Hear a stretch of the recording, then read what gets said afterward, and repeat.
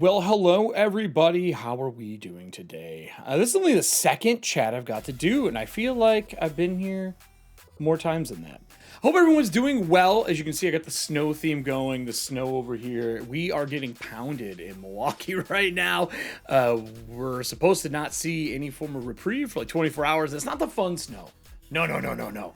It's the sleety snow. The snow that turns into ice, that turns everything into an ice skating rink.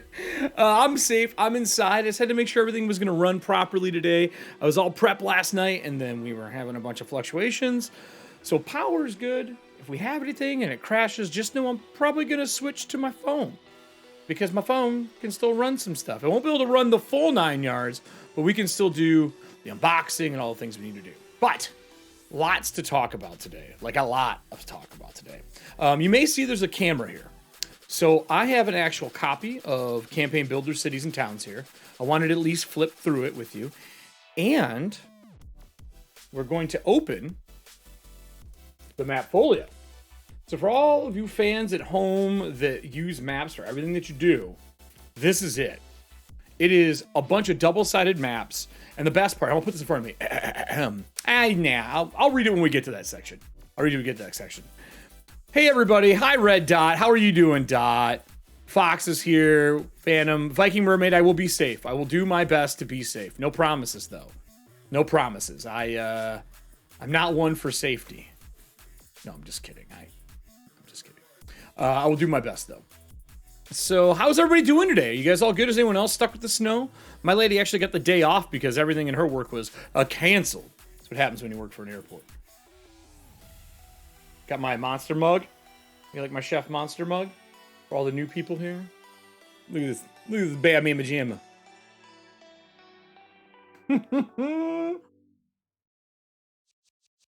You want to offer a promotion to my channel? I want to offer you a ban. Do you like bands? That's what we're going to offer you. Enjoy your life in the void.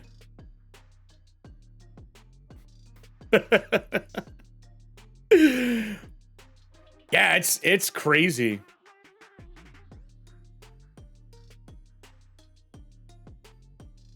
It has been a crazy few days, I'm not going to lie. Watching everybody's stuff come up. It is a good mud, Moxie. Thank you. I love it. It's an honor for all my League of Legends players out there. It's in honor of Tom Kench, which is like one of my mains. If anyone's a video game nut, that's where that comes from. That's where it comes from. We are going to ban. Done. And then we're going to report and done. Cool.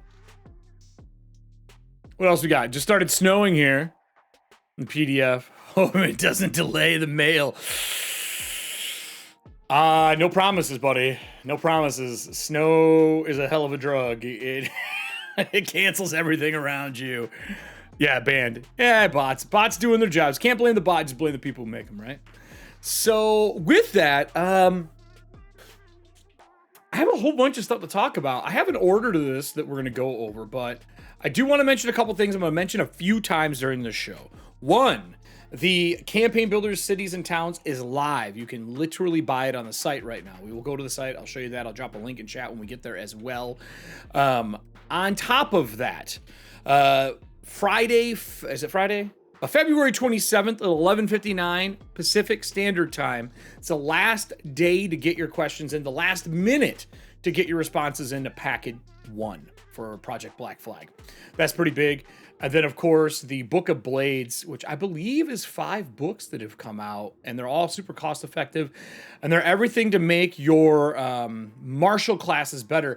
And I just noticed one of my favorite people wrote for it.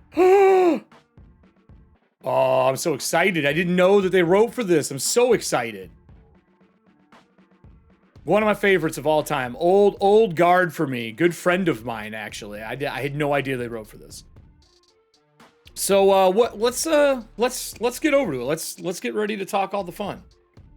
So we have a whole bunch of stuff. We're not going to start with the Book of Blades though. I'm gonna close this out.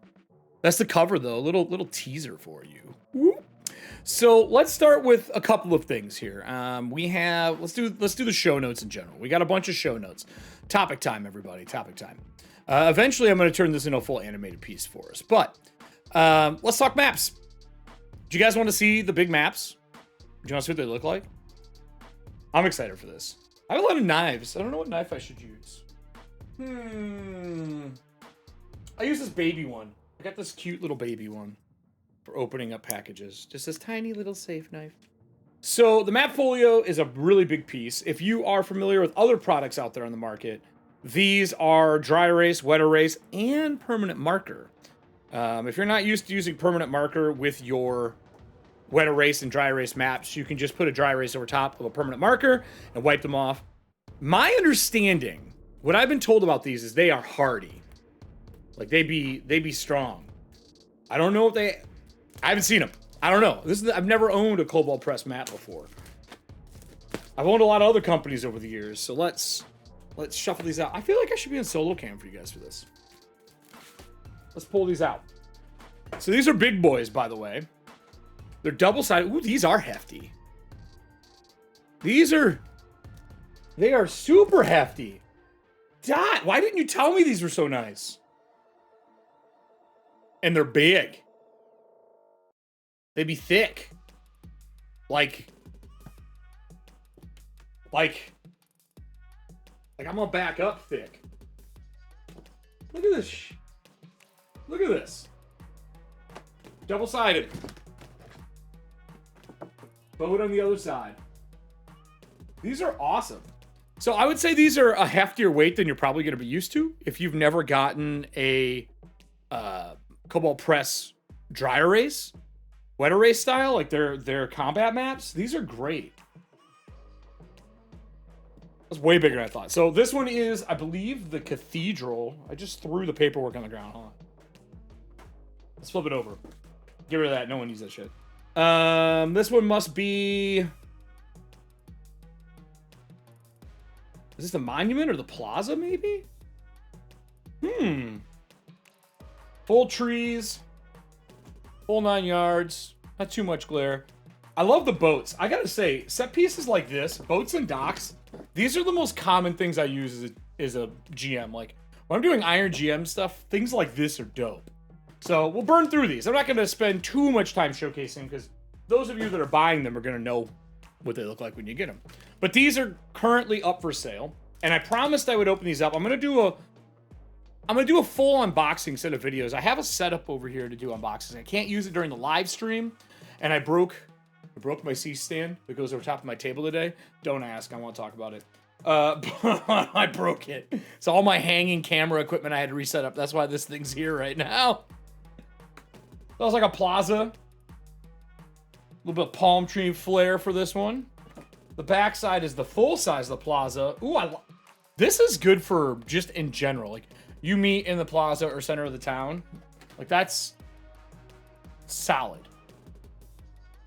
So that's the second one. There's 12 in total, so 6 double-siders. We're doing them all. We're doing them all. I'm gonna go through every one of them. Because I had some people in Discord and in some chat say, can we see how big they are and what they look like? And I said, sure. So this one, if you got rooftop races, this would be great. If you're playing at home and you want like rooftop stuff, that would be solid.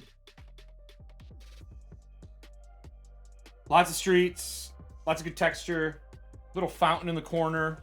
The other side is probably one of my favorites from the art I saw in the back. I love anything where there's like islands and swimming, because too much water is difficult, but movement, like maps like this where you got areas to move and you have terrain features that are good.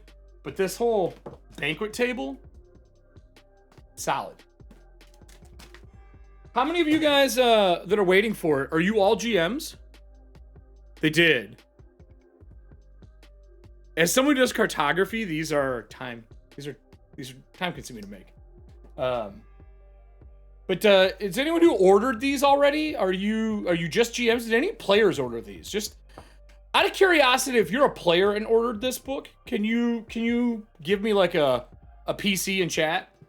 because I'm just curious how many people actually ordered this as players, because this is such a GM styled book. Unless Dot can tell me when she looked at it if there's anything in it that is for players as well. This is cool. This is that like ascending moment, wedding gathering. What else would I use this for? A big boss battle, summoning, any of that kind of stuff. Cliffside massacres, you know, that kind of stuff. Ooh, little under the temple.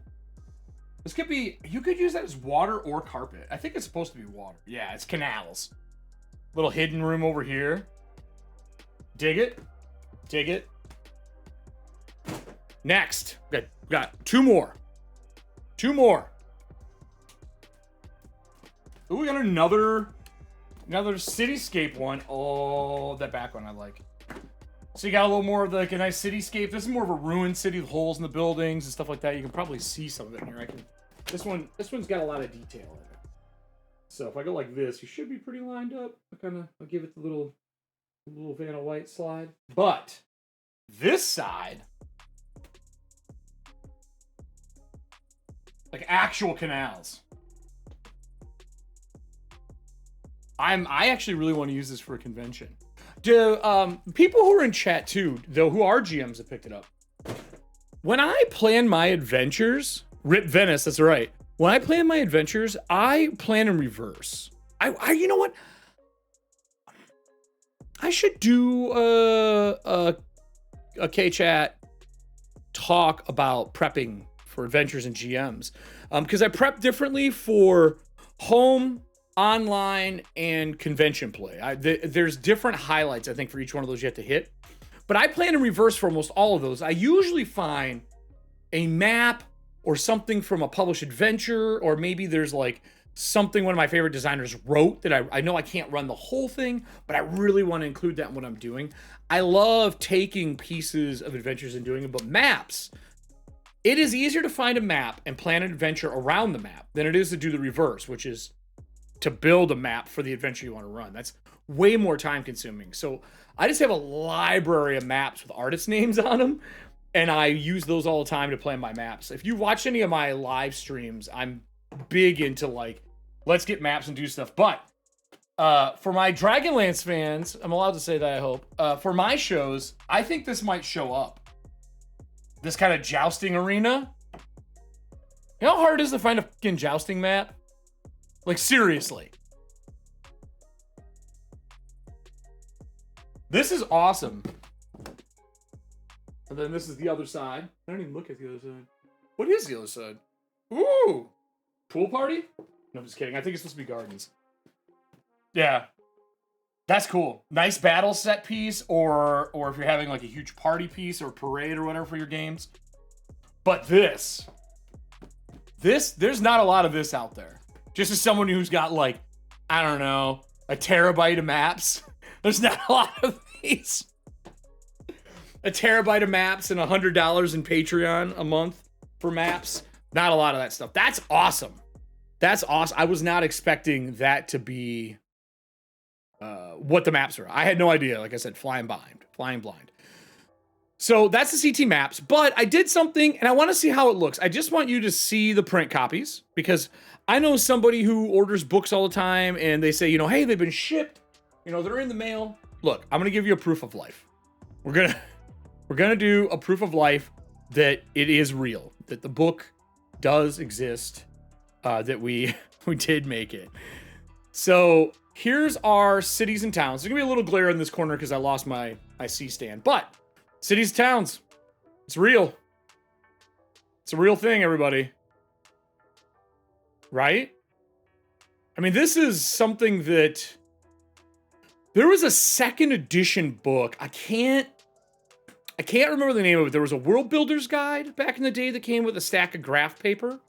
And then there was a city one as well. And this feels like the level, as a fanboy, this feels like the leveled up version of that. Like that I'm getting that thing, that I'm getting what's needed, like that I'm getting the actual thing for. Like I love that, because this isn't common to see. Because I'll be honest, I feel like this normally for a company is a little bit of a risk because you think only GMs are going to buy it. Like, how many GMs are building stuff? As we found out, apparently a ton, which was great. So this is the front. This is the back of it. Solid piece. This is going to be a little close, but you can just for the thickness point of it, like finger to thickness. Okay. What's up? I think it's 257 pages. I have the PDF we can pull up as well as we go through. I already signed mine. But this is I sign my books because I like to know when I got them. It makes me happy. So this is the book, everybody. This is the actual full-fledged, what it looks like. Just for an idea of chapters and what you get with the book. Because I don't know if everybody was around for the Kickstarter and everything else. Because I don't think everybody here was. This is the C&T, as I am lovingly calling it. There's the C&T link for everything. This is got a bunch of stuff. I know Dot did a city creation. We used it during Skelly Party. And it's pretty easy to create them. There is in the back of the book, I believe is where it is. And I know it's downloadable somewhere as well. There is your sheet. So there's a full-fledged sheet. Your cities and town, right? And then the second page for it, which has got everything as well. So it's got like your districts that are importable, notable buildings, major landmarks, lodging, story hooks. They have 3 of those. So you can always just print more of that page if you needed to. Adventuring notes as people go through them. Your economy, and then your populace. But over here, yeah, this is your main piece for everything. I love that they gave you a character sheet for your town. Everybody wants a character sheet for their town, right? I do at least. So let me flip this back. Just so you know what's in it. We're not going to really tear it apart and like dive into it too heavy today. This is just more touching base. The second week, third week of the month, I'm trying to give you a little bit more of a newsroom for everything that is going on in Kobold Press. But I'm so sad I didn't get this. I hope some of you ordered the special edition. I love that our special editions are more like icons than they are art. If you want the art, you get the original. But God, I love this style. They're so pretty. So, lots of credits, lots of people you know. But city planning, they basically have a set of questions you ask yourself to go through and build your first city. They talk about the anatomy of the city, all the way from mapping it to the evolution of like why it was built that way. I'm sorry if this is a little out of focus. I do have the ability to change it here. I don't know if you guys can read that on screen at all. Let me see if I can focus this in a little bit for you. I sure as heck can zoom it.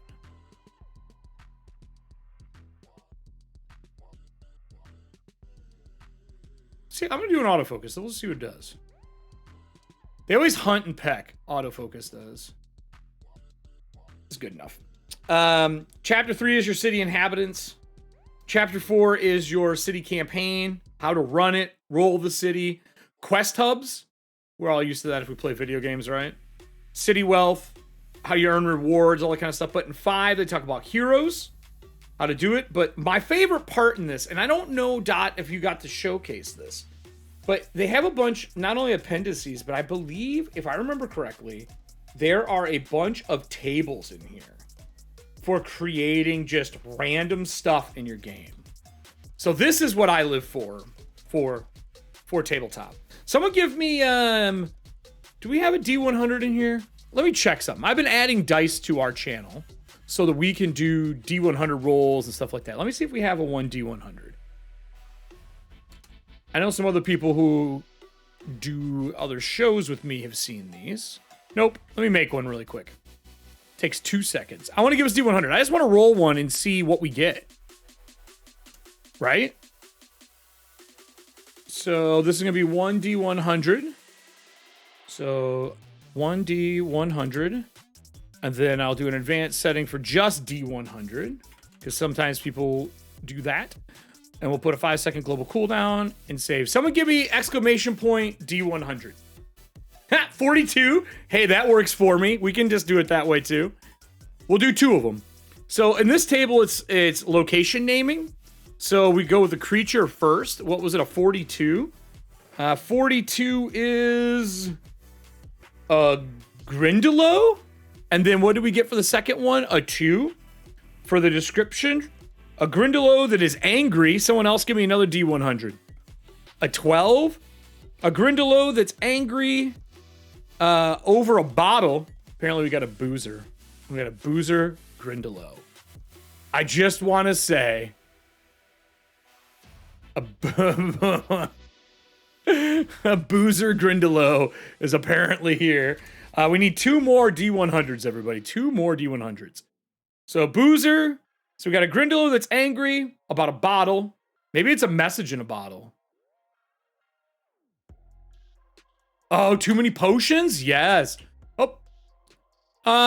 You had to put an exclamation point, Red Sage. But you definitely try again.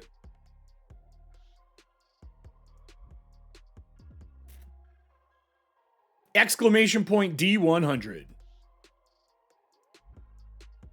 There you go. There you go. A 30.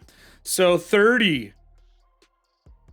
Enchanter. So a Grindylow that is angry about bottles with an enchanter that is involved. And give me one more. And then that last one's going to give us our undefined characteristic. This is how I love making adventures anyway. This kind of randomness. 80. Well, we on to the next page then. Let's go. A Grindylow that is angry about a bottle. There's an enchanter involved. 80. The randomness is sorrow. So the enchanter's sad. What if her husband drank the potion, or her wife or significant other drank the potion, and it turned them into the Grindylow? So the enchanter's sorrowful and the other one's angry. But I mean, just random generated. That there was just for creatures, I think. Location naming, creature naming, like if you need to do names. Or you could call it like the Angry Grindylow if you want to make a fantasy name. They have surname by region to create stuff. Full tables for surnames. Foreign names by region: European, Central, Eastern, Western. Over here they got Mediterranean, North African, Scandinavian, Turkic. Yep. Sorry, Glare. Unique characteristics for NPCs. That's a D20 table. We have characteristics for locations. This here is the stuff that I love. Motivations, interesting encounters. Let's get another D100. Let's just pull a random interesting encounter. Let's see what we get. I'm just curious. An 11. Confectioner with a tray of sweets, desperately asking everyone to return the free samples from yesterday. What? Oh, hold on a minute. Did he just poison the entire city? Is the entire city sick because this guy used Visine in his baked goods? Like what? Did he hand out the wrong confections? Oh my God. So that kind of stuff is always fun in adding into those games. So you got just tables upon tables. The interesting NPCs, 100. They even have urban encounters in here now that you can look over if you are trying to make your own encounter. They have urban encounters here, farmland encounters, like just stuff that, I don't know, it's just stuff that I feel you don't get unless you are randomizing. Like you can come up with this stuff on your own, but eventually you need something to help you. You don't play RPGs enough. Oh. So first off, if you're looking for parties, check our Discord out. There's a lot of amazing people in there. We have a super dedicated group right now to like just diving into playtest packets, but also running stuff. Yep, the official Discord, you got it. Thank you, Serving Hands. We also have some amazing people that run a Midgard group as well. If you're looking to play in the world that we've built at Kobold Press, there's always people you can find to play with. Always. If it's time, trust me, if I can make more time, I would be rich by now. I'd be the richest if I could create time, but I can't. Farmland, urbans, and that's kind of like all your random encounters. This horse racing, and apparently someone's on fire. What a jerk. So and they used to have urban encounters by, I don't know if you can see this. Let me slide this over. They have urban encounters by CR.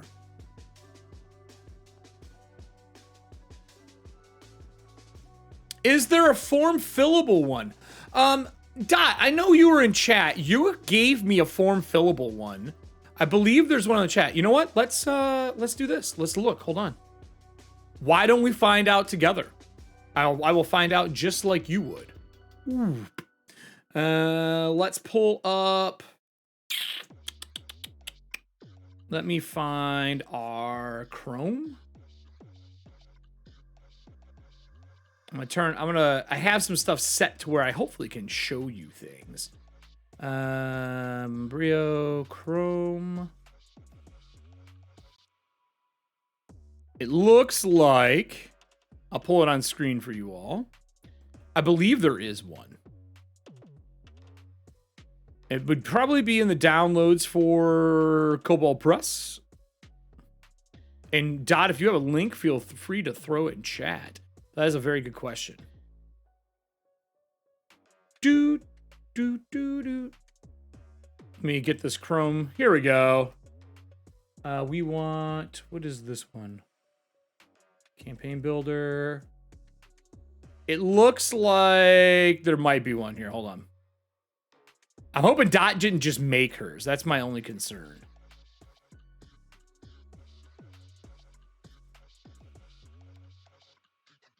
How to flesh out modules? We can definitely touch on that before we move on. 100%. Let me pull this up. We are Campaign Builder Cities and Towns. There we go. I had to go find it. Pardon my digging. Pardon my digging. So, this is the Kobold one. Let me move over to this here. I'm looking. Additional information, reviews. I'm wondering if it's in the PDF. You said it wasn't in the PDF? Well, I have that as well. So let me pull up the city builders and go to the last pages for you.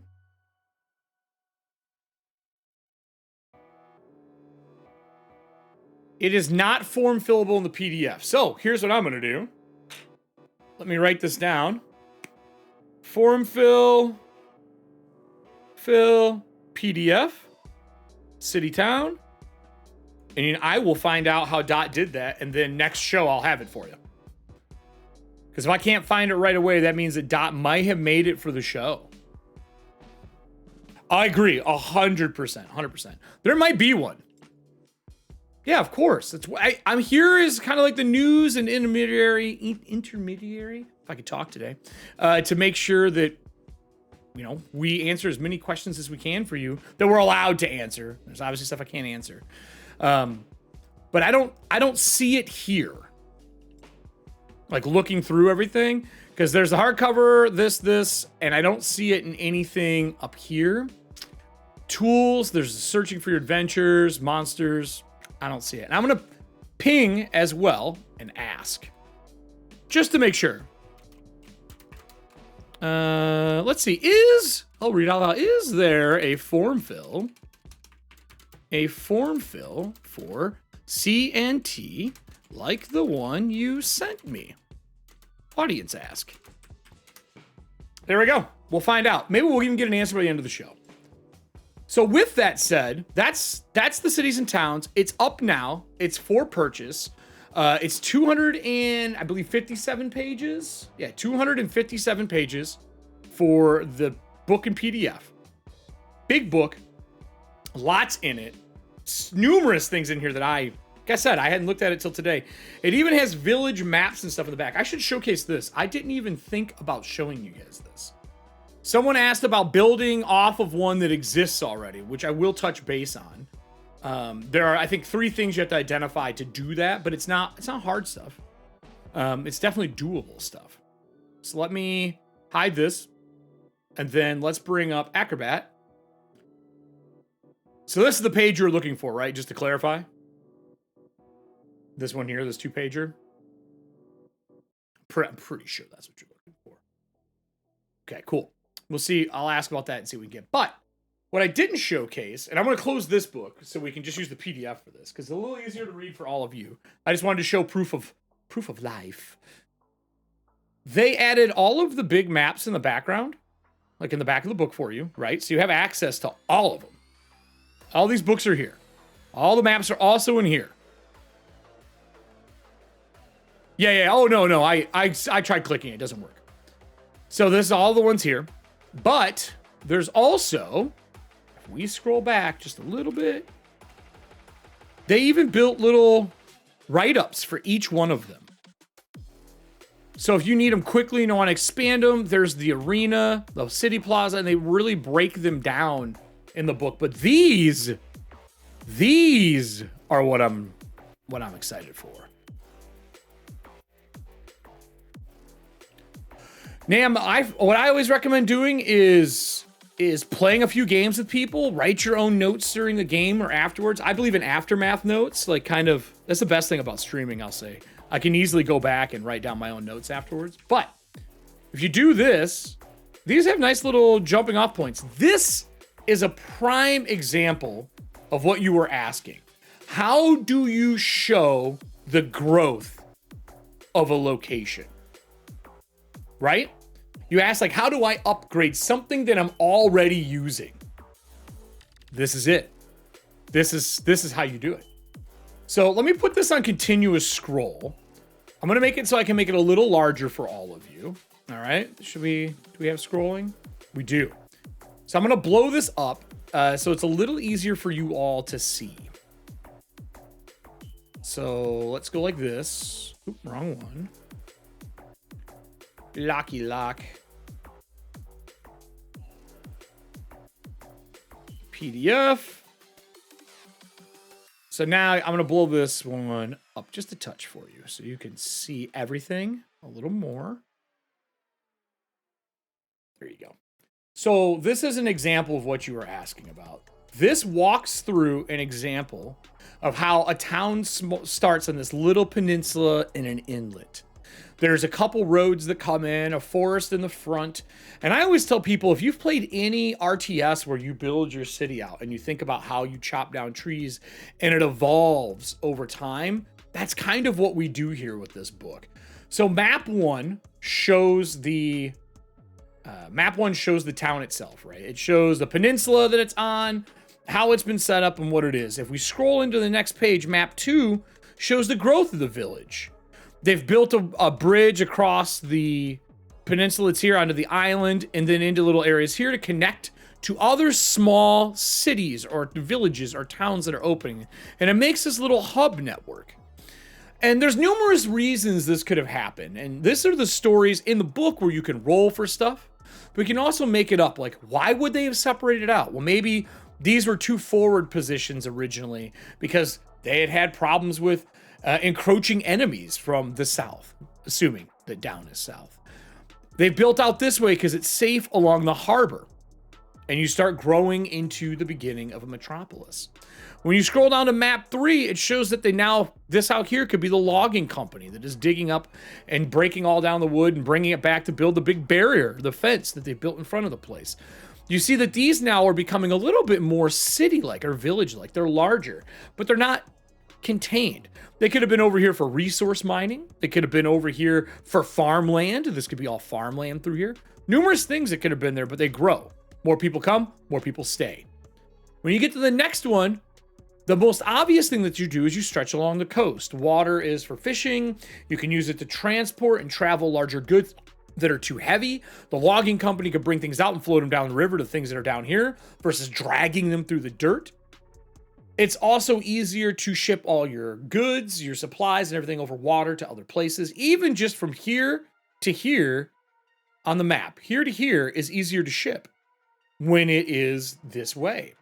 So those are all things that happen as a town grows, like as you increase the size of your village into something larger. Map 5 is the next expansion. Look how big this has gotten. Like, they've connected what I was saying the logging company is. They've spread all the way down here. I guarantee you we got some lighthouses through here now. These 3 inlet pieces probably have beacons for the larger ships that are coming on. They may even found a way to dredge out this to make it so bigger ships could come in. Right? Even larger over here. Now this is starting to connect into a metropolis. Now, if you wanted to have a conflict piece, like a really big conflict piece, just imagine that whoever's governing this, whatever the governing body is, there are rules for making the governing bodies and in the book itself. But what if that governing body turned into two warring sides to the city on who's going to own the city? You can have an entire city campaign based on the two sides of that map. I think it's genius. I think it works fantastic for telling these kind of stories. Growth of cities are always some of my favorite things. Personally, my favorite things. And then there's the last one. You get into map 6, and now we're into a full-fledged metropolis. Like, this is big. There's so much here that can be used. I don't know. It's just kind of, it's kind of shocking to me, the size of this area, like how big it is. You know what I mean? Like it's a big space. It's a big piece.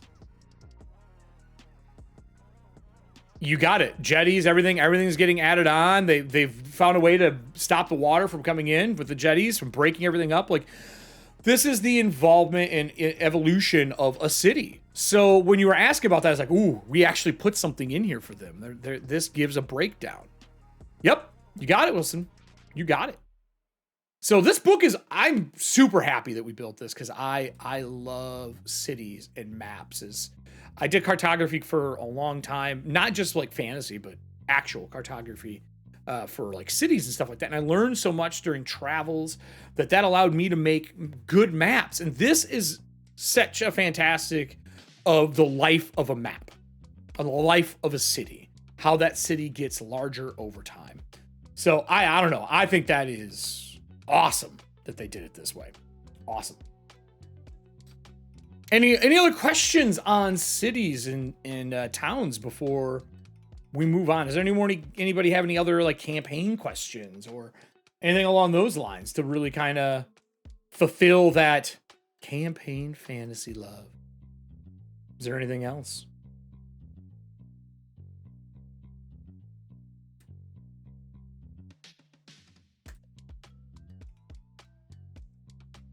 And this is the last one. I'll scroll to this so you can see the full-fledged version here. So by the end of this, you have this amazing set piece of map 6, where it's a full walled-in metropolis. Whole 9 yards. And this all comes just strictly from the ability to go through, see the evolution of a map. But that's all this is. It's just the evolution of a map, giving you everything you could need to build out a full-fledged city. Then we get into everything else that's here. Cities and towns. It does look like that. I didn't even think about that. It does look like that. So this is awesome. I'm super excited. It's up for order now. You can get it.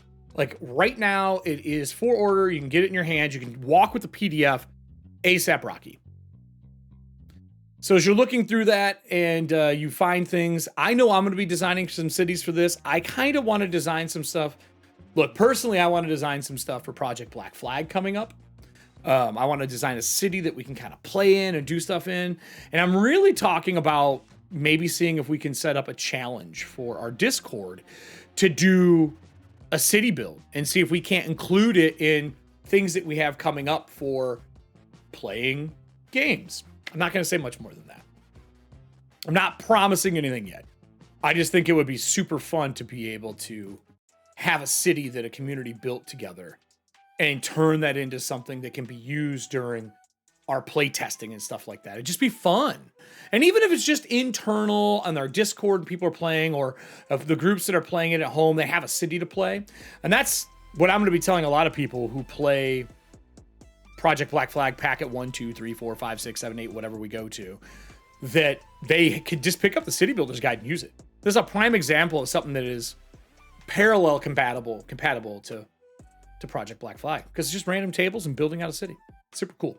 So I made a note. I will find out if we have a form fill for you on that one. I will post it either, maybe we'll post it on, maybe I'll get a social post or I'll put it in Discord and I'll for sure bring it back next Wednesday for everybody to see if we got it.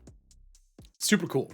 Yes, Sid Meier. I know some Civilization and Sid Meier. I know some people who love that game. So yeah. I think that's great, actually. So with that, let's move into the next part. We talked about cities and maps. We know what that is. We know that it is out for release now, that you can pick it up, which is a big thing. But let's talk about Book of Blades. This wasn't even on my radar until they said, hey, Book of Blades releases this week. I was like, I don't know what Book of Blades is. So like, oh, here you go. I thought I was going to get one book, right? One book. I'm incorrect. It was not one book. It's quite a few books, as a matter of fact.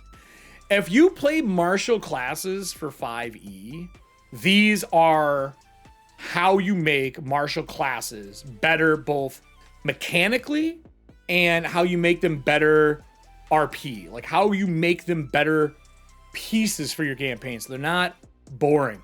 You already bought some? I had no idea they existed. Now they're packaged together and you're going to be able to get them as a group. So there's a whole slew of stuff in these. So I'll take us over to the Book of Blades.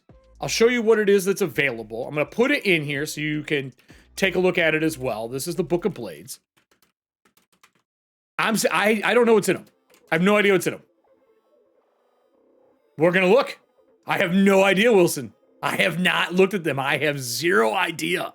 So that's the link to them. They are cost-effective PDFs. Talking $3.99 to $4.99. And we're going to kind of dive through them all. They're super cool. So let's take a look. We'll go over to our cam. Book of Blades. So let's pull up our Acrobat again here. So I'm going to flip through the covers for you first, so you can see all the covers, right? Because I think they're just cool. And I really want to talk about some of the people who are building this. So Celeste, who we had on last week, our senior designer, they did Expanding the Barbarian, right? We'll get into that one. We also have Brian Susskind. He did Mentors and Rivals, which I am excited to look at this book. I love when the RP of how you became better as a fighter, a warrior, whatever it is you're doing, whatever that thing is, makes me extremely happy. I love when you get to kind of really nail those down, right? So we have that. We have Expanding the Ranger. We all know the Ranger needs some love. Greg Marks did this one. After that, we have Expanding the Fighter. I don't know Sarah Madsen, but I love Tim Hitchcock. Tim Hitchcock is an OG from the good old days of PF1 and 2. He is one of my favorite writers, and he's one of my favorite adventure designers and a dear friend of mine. So I'm so excited to see him back in and doing this stuff for Kobold Press. I hope we have him do more. So that's our Expanding the Fighter. And then, of course, we have Expanding the Monk, also Sarah Madsen. So I'm excited to dig through these. I don't know what they're going to be. They may be amazing. Because I think the martial classes are lacking in 5e. They're only 13 pages on average. So let's go through this first one. Let's just see what we got. Because I don't know.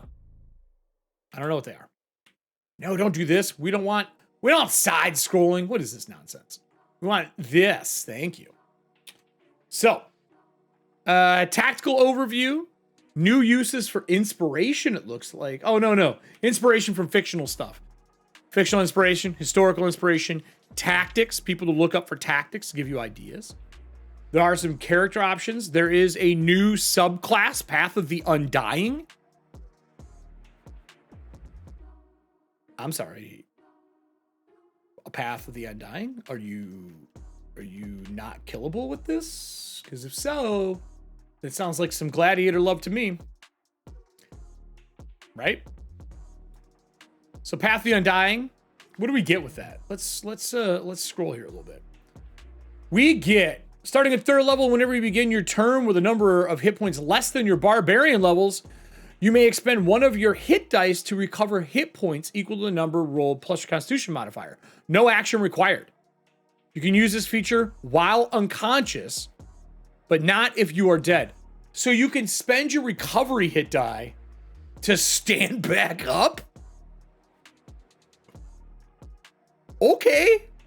That's salty. I like that. Soul of Wrath. Start at 3rd level, you become possessed by a supernatural wrath or wraith, depending on who you are. Wraith. When you enter your rage, while you are raging, once during each of your turns, when you hit a creature with an attack roll, you can force them to make a wisdom saving throw DC equal to 10 plus your proficiency bonus. On failed save, the creature is frightened of you until the end of your next turn. So now you're Batman. So you can't die, you stand back up, and you frighten them.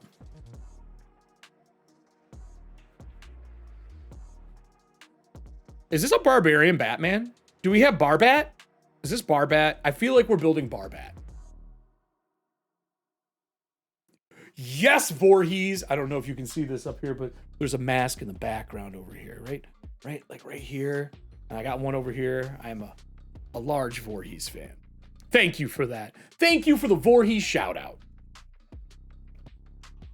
Vorarian. I'm going to pop this a little larger. Feast of Suffering. At 6th level, your soul consumes ailments that hinder your physical form. As a bonus action, you can end one condition afflicting you. You gain temporary hit points equal to half your barbarian level, rounded down. These temporary hit points last for 1 minute. So if you are bleeding, you can literally rub dirt on it and go, nah, I'm good. As a bonus action. This just made barbarians more barbarian-y. Like, they are the people from every anime, every movie that get up and just keep kicking. If anyone watched Spartacus Blood and Sand, one of my favorite, like, just violent combat series, that is what I think of when I look at this. The Path of Nope. Awesome.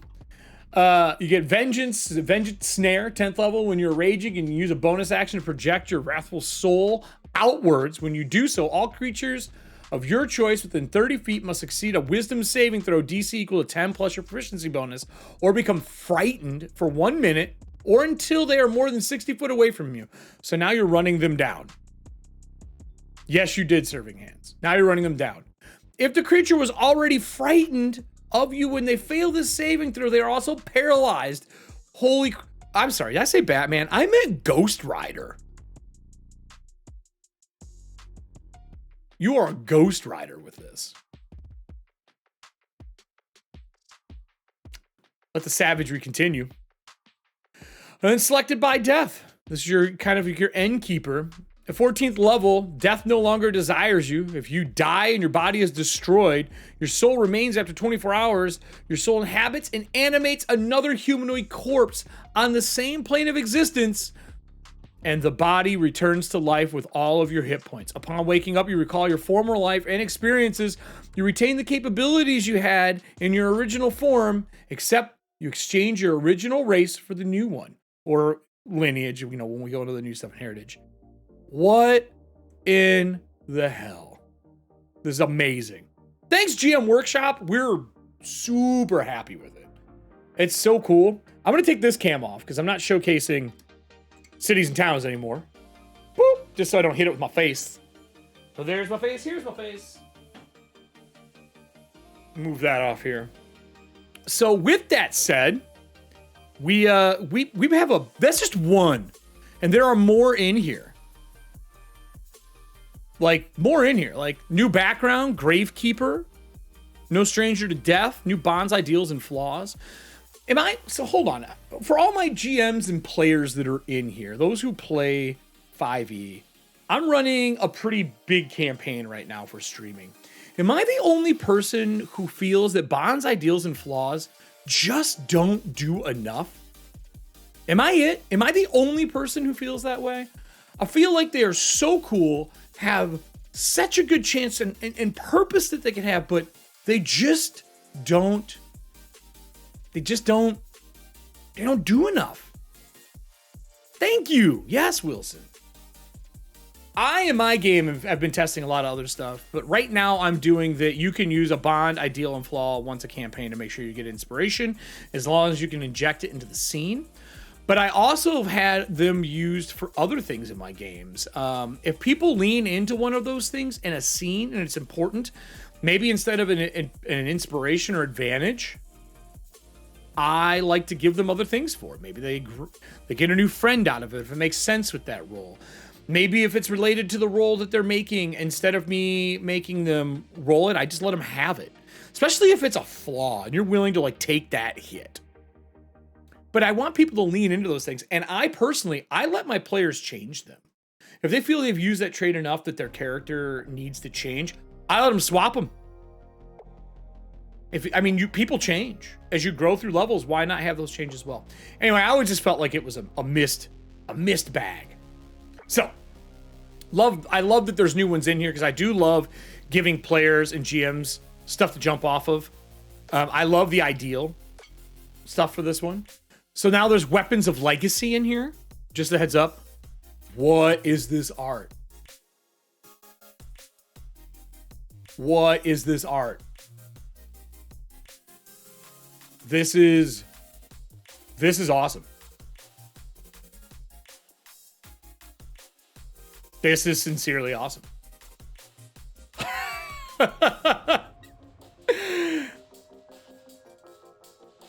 He's a moose.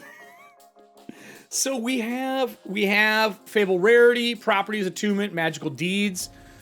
These look like weapons that power up with you. They do. Look at this. D10 Mighty Deed. So it looks like you unlock Mighty Deeds if you decide to add this into your game. Mighty Deeds in your game. You can achieve Mighty Deeds, and then there's random rolls for what they do. Like, how do you get a mighty, like, what's a Mighty Deed? The wielder must win rights or resources for a community. A wielder must give their life for that innocent. A wielder must train with a master warrior. And that unlocks Mighty Deeds. Like, you have to kind of do them.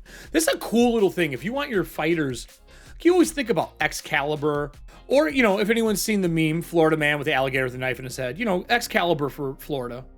But we need to do stuff for martial classes, and this is a great way to make them feel special. Personally, I dig it. I dig it a lot, actually. What else we got here? Soul Reaver. Oh, here's our weapons. Let's take a look at one of them. We got Soul Reaver, Destiny, Man Killer. What do we want to look at? Which one of those three do we want? Man Killer. I like Destiny, actually. This has got a birthright requirement. Let's check this out. I'm gonna zoom in a little bit. So this is birthright. Weapons, a greatsword. We mentioned a greatsword earlier. Fabled, 5th level and higher properties require attunement. So you have to attune it. While you hold this sword, you have advantage on charisma intimidation and charisma persuasion checks made to influence creatures who can see the weapon. Birthright requires attunement. As your level increases, you gain the following benefits while wielding the weapon. I have always loved this stuff. This is some 2nd edition lore brought back to 5e, which makes me happy.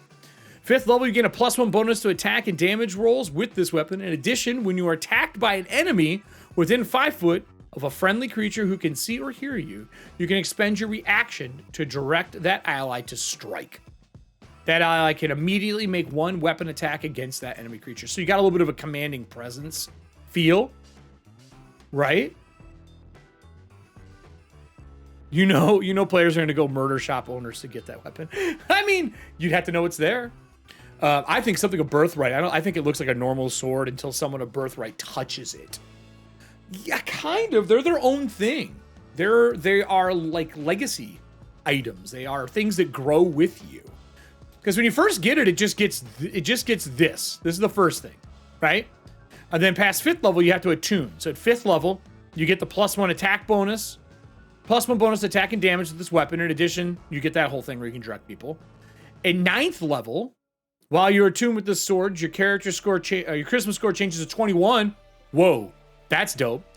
The item has no effect on your charisma without the sword is equal to or greater to 21. That's super cool. Yeah. And like, I know GMs really worry about the numbers and people hitting high level stuff. Like, look, here's my 2 cents. If your players are having fun, a 21 to you just means you bump a couple other things to make it match. The numbers that are in all the games are to be the baseline. And our jobs as GMs are to make that baseline match the style of game that we're playing. If it's less low magic, more gritty, you got to bring the baseline down a little bit and make some things a little more deadly. If it's the opposite way, you got to scale things up to your players. So if you're going to add this to your game, you just got to remember to scale things around them. But this makes your players feel so heroic, and they feel like their weapon is growing with them versus having to swap out that weapon for a new one every time. I love this idea. I actually love it a lot. 21, take it. I want that paladin with a 21 or a barbarian with 21 commands armies, right? 13th level.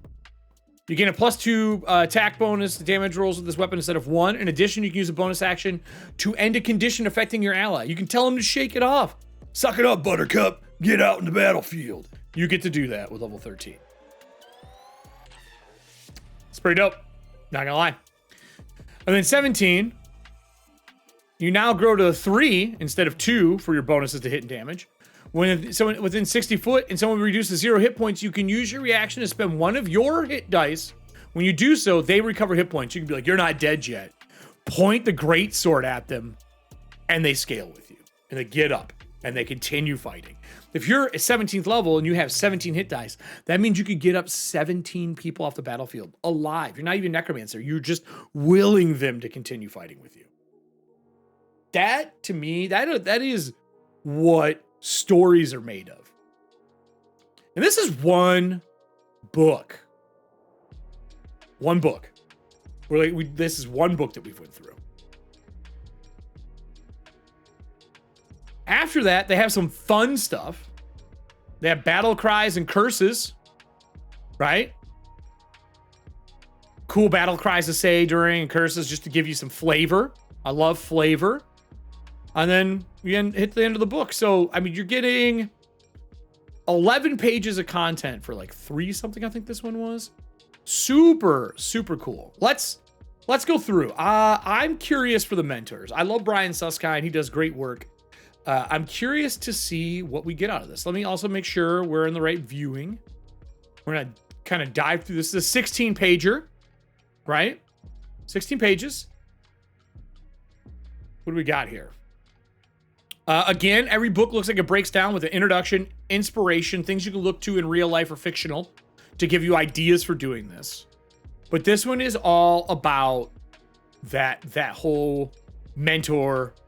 I think it's mentor and rivals, right? Isn't that what I said it was? They have martial mentors, how to create a mentor. They got a cool little like list here. Like, let's say we roll a 7. Relative or family friend who just wants to be the person behind a legend.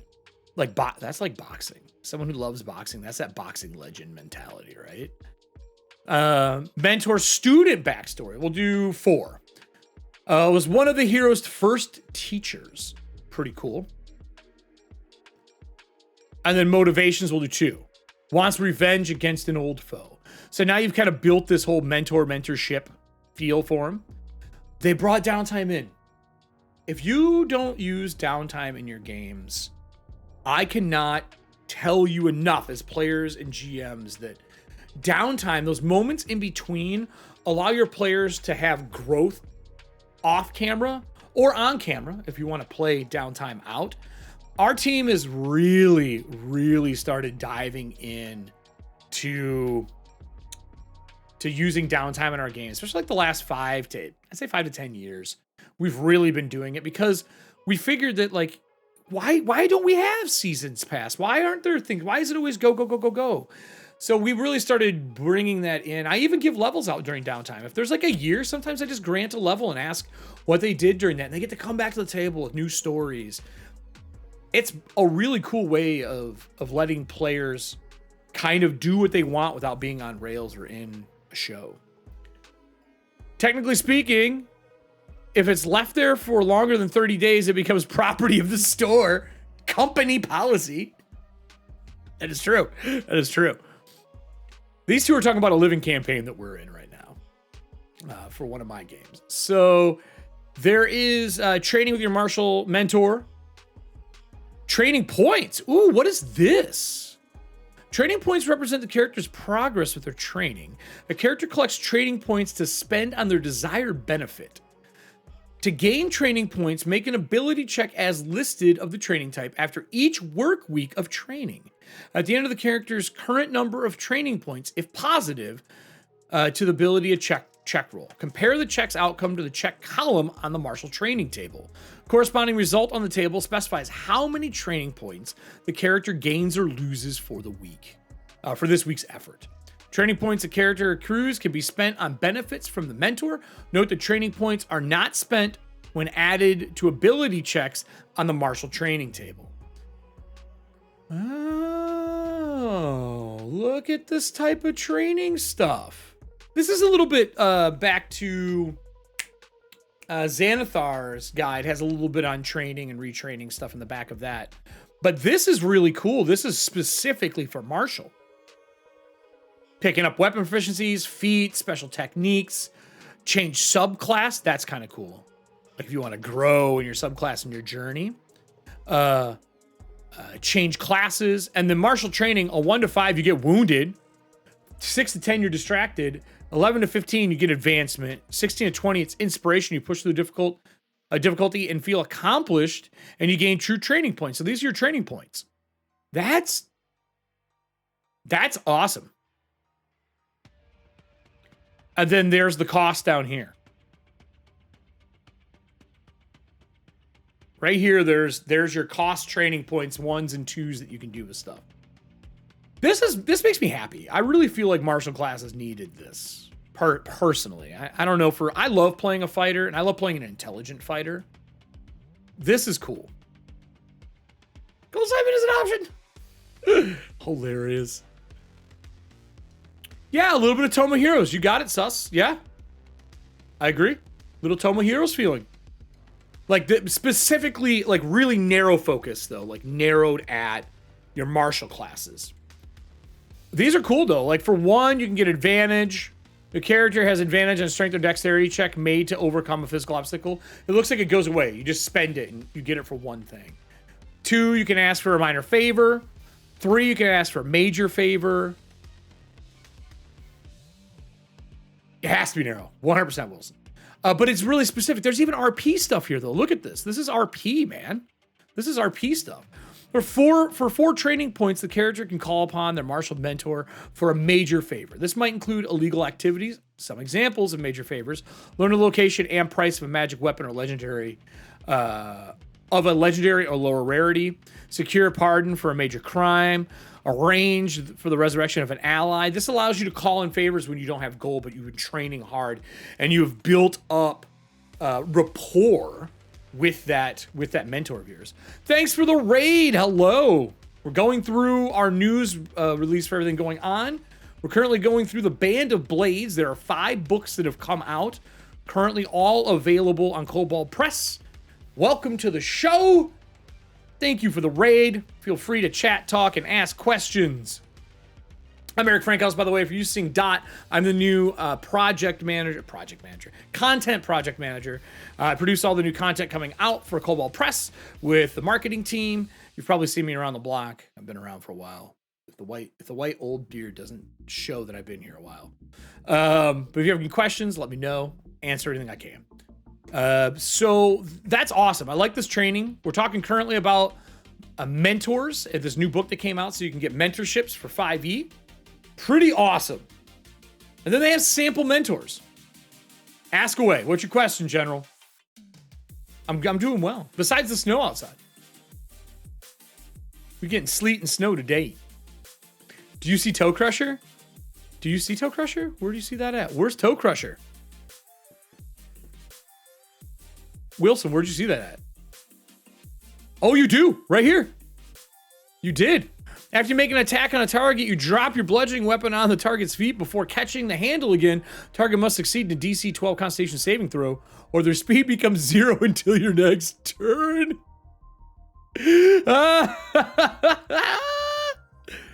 Am I starting a cult with you? I don't know. Does your cult pay? And really, as Cthulhu once said, I'm pretty sure. Aren't cults just organized bonding? I'm just saying.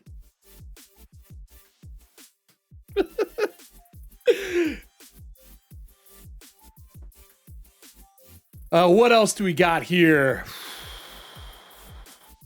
What else do we got here? No money? Oh, nah, sorry.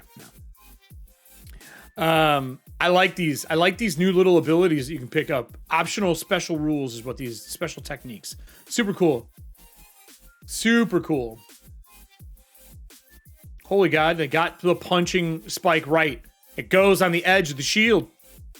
Also, this is very good if you are using a spear to glide along the edge of it. Really nice little nook for that, just gonna say. Currently, I don't see that in the docket because we're working on Project Black Flag right now. As far as I know, there's no PF2E stuff coming out. There are tons of PF2E stuff out there right now, though. A nice upsurge of that product. But right now, our focus is Project Black Flag and getting that out. Our first packet went out, which we're getting ready to go in and talk about the packet, the frequently asked questions, Celeste blog, and then we're also going to be diving into the last day that you can turn in your survey. But good question. I'm not gonna lie. I do like me some PF2 as well. He does have fancy pants. He likes his fancy pants. So you got some pre-made ones here. There's some pre-made mentors. They have martial rivals in here for creating a rival. Because Zorro and all the adversaries. How rivals work, their actions, their motivations again. Advanced martial rival, tier 1, tier 2, tier 3, tier 4, and they kind of give you a breakdown of CR, which is super cool. When, how to kill off a rival when it makes sense. What's the best time for it? And then also what you should be rewarded for it. How you should be rewarded for these things by defeating your rival or dealing with them. That's cool. This is a nice little 2-page, get it together. But look at this rival. What's up, buddy? I like the beard. How you doing? Good axe. I see you've been playing some Norse games. Just saying. And then they have a couple samples again of rivals. Pretty cool. Medium human. I likes this. Oh, death of a rival should matter. It should also impact you. Think about Batman's rival never dies. I mean, Joker, he does, he comes back, but he's never dead. Super cool that they added that in here. They have quest hooks in here. Oh, did you see this though? There's some cool little actions. They even added some cool reaction abilities for him. What's up, AW? How are you, buddy? We got rated as well. A bunch of awesome people showed. So that one here, this was our, I'm gonna go back to the top. Whoop. This was our Book of Blades Mentors and Rivals. The first one we talked about was our Barbarian. This is the expanding the Barbarian. This is awesome. Literally an archetype in here where you cannot die. The next one's our Ranger. I think Rangers need some love. I'm glad that we did this. I find that my Ranger fans have always wanted, I want some new stuff. This one's by Greg Marks. This is expanding it. Same thing I expect we're going to see. Yep, introduction, Rangers in gaming history and media. Also, what makes a Ranger. Playing a Ranger well. This is cool. That's a nice little breakdown. Bibliography of things that are referenced. New Ranger subclasses that are going to be in here. The Blade Dancer. The Bob and Weave move. The Parry. The Superior 2-Weapon Fighting. The Dance of Death. Then they added the Peerless Scout is another. Yup. 2-Weapon Fighting, buddy. 2-Weapon Fighting. They're really good at it. They basically are 2 weapon fighters that are known for this. It's the whole concept behind the Blade Dancer. Blade Dancer is beautiful to behold as they are dangerous. They artfully whirl through melee, flowing across the battlefield, dodging blows and rapidly slicing foes to bloody pieces. While rangers are often associated with the longbow, the Blade Dancer embodies the spirit of 2-weapon fighting. Facing a Blade Dancer with a weapon in each hand is a dance with death. And this gives you a breakdown of all of them. New Peerless Scout. I love this idea of scouting. I think it is a highly missed opportunity for players to scout ahead and do stuff because GMs punish them too often. But if they're good at it, they should be able to go out, scout, and bring back information. That's that whole like exploration of the game or the downtime section, or just being able to do some solo stuff and not just get bodied because you walked in a room and the adventure says there's 18 guys in it. Like this is smart. And this gives you some like setting traps, extra allies, fueled by magic. This is a great breakdown for a new archetype for your rangers. I like this. Situational awareness, impromptu ambush. That's a cool concept. This is good. Yeah, this is up for sale. I think it came out yesterday. All of them are released now. I think that it was as of yesterday. This is the link. They are super cost effective. Let me put this in chat for you. If it's something you want to look at, you can pick them up there. $3.99 to $4.99 for them. Oops, wrong one. So you can expand that. Fabled magical weapons for them. So you get yourself some really nice... What is Death and Fetch? What? Death and Fetch weapon. Paired hand axes. Fabled. 5th level and higher properties required. This is that living... this is that living weapon concept where as you level with attunement, they get better and better. I love that idea. Especially, I love hand axe fighters, by the way. I absolutely love them. But down here, Trainer's Whip. Beast gains a trick until you activate the magical whip again. Using the sound of the whip to make them do and be able to do extra things. Almost like raising their intelligence, it looks like. Beast Friend. As your level increases, you gain the following benefits with it. Within 5 foot of your chosen beast, you gain a +1 AC as you deflect and defend both of you. Your chosen beast attacks become magical as you target them with them, it looks like. This is nice. This is a nice companion duo. I know a lot of people want to use the whip and are never happy because it never does anything, so that's nice to see a weapon that does it. Optional rules. What'd I say? Downtime. Use it in your games. Use downtime in your games. Downtime activity for animals. Perfect. There's some cool things in here too. Like you can teach them fetch, heal, help, hunt, perform, stay, track. Tracking in combat. That's actually really cool. If someone runs away, you can send your bird after them to track them. And they are able to track as well. Dope. This guy's got the best cod piece I've ever seen. He is never losing at Rochambeau. This dude will win every Rochambeau ever. Only Dusk Till Dawn has a better way to protect yourself for Rochambeau. I skipped something here. Tracking combat. New ways to use booby traps. Nice. I love traps in games too. I've had some of the best experiences playing a ranger that was a trapper, and my GM was really cool with letting me pre-set up that stuff, which I thought was awesome. Poison cloud trap, trip pull trap, restraining trap, slow terrain trap, animal messengers that can't talk but they can send messages.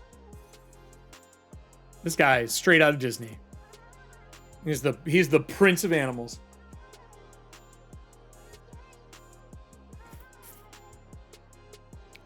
Can't work with kobolds if you don't like traps. Fact, I think I would have got fired immediately. Oh, random table. Gotta like the random tables, everybody. Roll yourself a random table. Someone, we got a D20 in there. Someone give me a D20 roll. Let's see what we get with a D20 roll on an animal story hook. I am just curious as to what we get. Hopefully we get something fun here. A 7. The animal brings a fresh kill, large stick or shiny rock.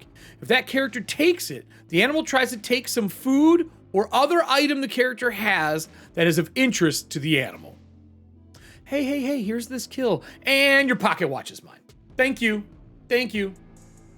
That is Indiana Jones. Exactly. Sus. Exactly. That's exactly what happens. And then this is the next scene. That's actually really dope. Yo, how agile are you?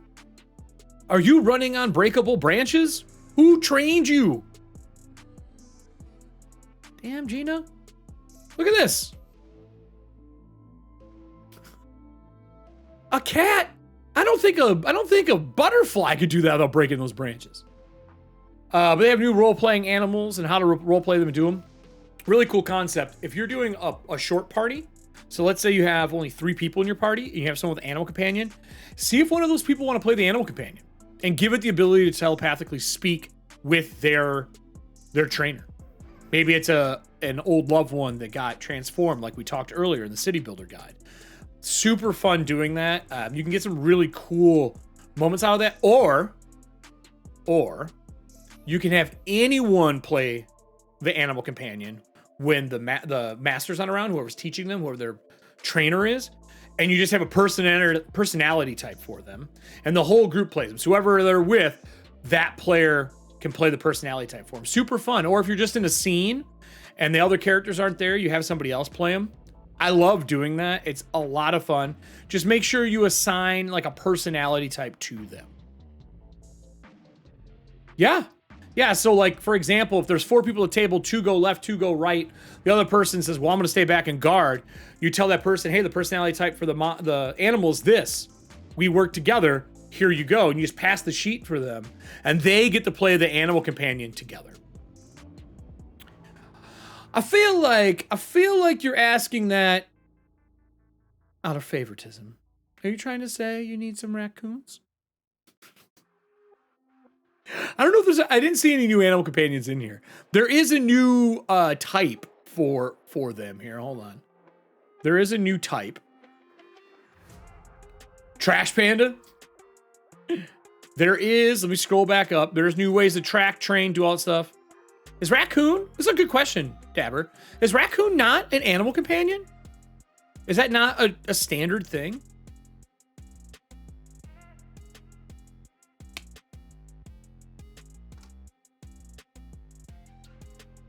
Is that not a thing? Are they not able to be animal companions?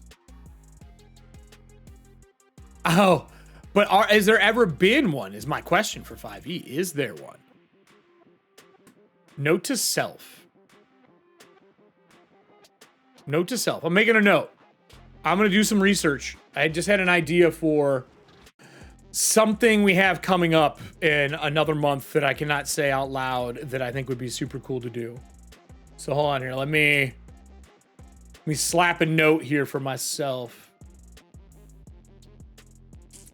For those who haven't been on any of the stuff that I do, I like very interactive things. So I like to do whatever I can to make things interactive for shows. So I will keep that in mind. So that's our Ranger. Lots of good stuff in the Ranger. I do feel it gives them a little more flavor. I feel like all of these are giving more flavor. The last one is our Book of Blades. This is from Tim Hitchcock and Sarah Madsen. Like I said, Tim's a good friend of mine. I'm super excited to see expanding the fighter. Like, a fighter is a class that feels very boring to play a lot of the times. Your options are, well, let's just be honest, they're really not there. And they needed some love. So I know Tim also is a fan of the fighter from all the editions we've played over the years, and I'm curious to see what he's built into this. And I'm happy to tell him if I don't like it. And we won't blame the other person. We'll just blame Tim. So historical inspirations, new fighting style, Arbalist, awesome, skirmishing, great, light armor style, advanced maneuvers, great.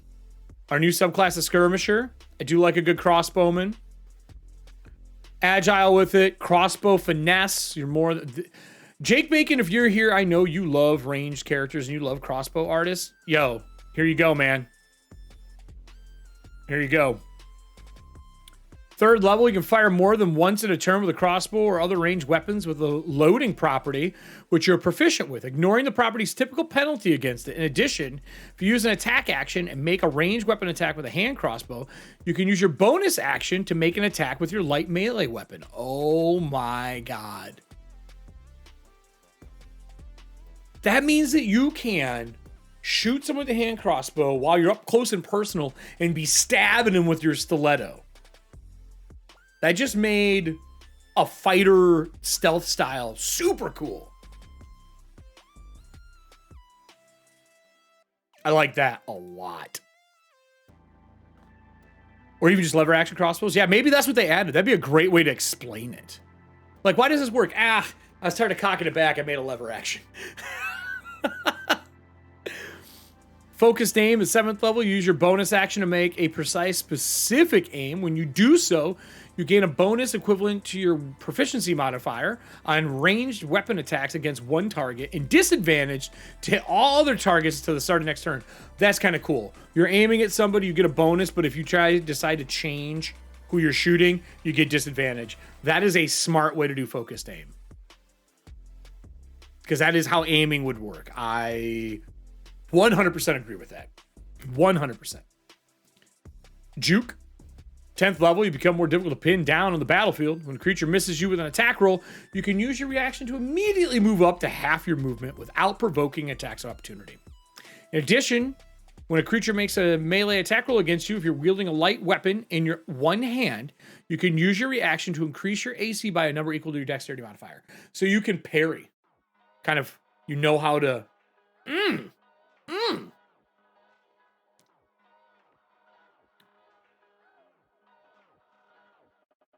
Dude, yes. Additional fighting style, 10th level, you can choose a second fighting style as a class feature. Awesome. They're letting you kind of not just be a shooter. You can do other things. Imagine if you were a crossbowman with a spiked shield, just blocking and stabbing people with it and shooting people. Just saying. John Wick crossbow fighter. Just a bunch of hand crossbows with different poison rounds. Bleeding Strike, starting at 15th level, when you hit an opponent with a crossbow bolt, your ammunition strikes an artery or similar sensitive spot. The target bleeds profusely. At the start of the target's next turn, it takes one additional weapon die of damage. Each round thereafter, the target must make a Constitution saving throw against DC 8, plus your proficiency bonus, plus your wisdom bonus. Success ends the effect. On failure, the target takes another die of damage. This is the movie scenes where you get hit and you pull it out and just a geyser of blood. Just saying. Not wrong. Not wrong. Hot. Hot. I like it. Picasso. Very cool. Very, very cool. And then keen reflexes. Adept at responding to change to the battlefield. You can take 2 reactions in a turn.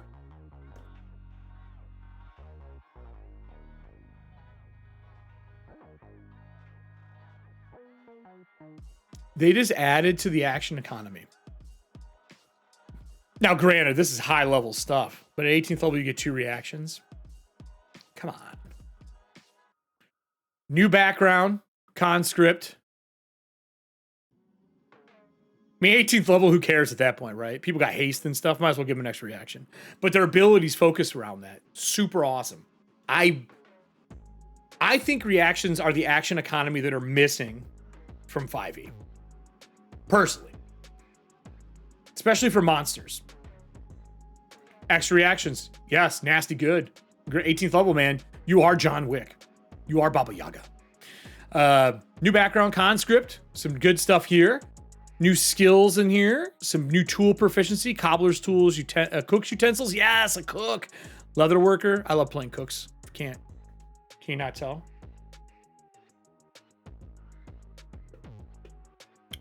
It's reaction. It's a reaction, not an action. So you don't ready reactions. So it's only in response to something. It has to be a response action, a reaction. New conscript feature, I for opportunist. So I love when backgrounds, I really enjoy the backgrounds give you something cool. They're not just the skills and tools. So the fact that you're getting something with it is awesome. Now you're with it, Wilson. Your time as a conscript taught you how to get by. While in service, you're making quick alliances, learning what fellow soldiers like and dislike, and spotting the chance to bargain or barter for bootlaces or additional serving of rations. You carried this skill into the civilian world, and have a knack for finding just what's needed. When needed. If you or any of your allies need mundane item, you can easily track down someone willing to offer that item or trade or sell. That's cool. Additionally, you're good at reading people. You can easily pick out the person in the crowd to talk to regarding whatever it is you need. This might not get you directly to your goal, though. You often find yourself doing a string of favors for several people before you achieve your objective. That is a really cool, like, look. Let me look around. I'll find the person. We've never been to the city. I will find where the mayor lives so we can talk to him about what we found in the forest. Just give me 20. And they walk away. Why? That's great. That is great. I love that. Oh, Kelly. Is Kelly here? Kelly, judicial champion. She should have had this for our game we're playing right now. I was gonna drop this to her because I know she's gonna be interested in that photo. She loves playing law-based kind of characters. Check that. That's great artwork, by the way. I do love this a lot. What are they good at? You serve law, acting as judge, jury, and executioner. Oh, what's up, Dredd? Judge Dredd. Yes. One of my favorites of all time. Feature voice of authority. Can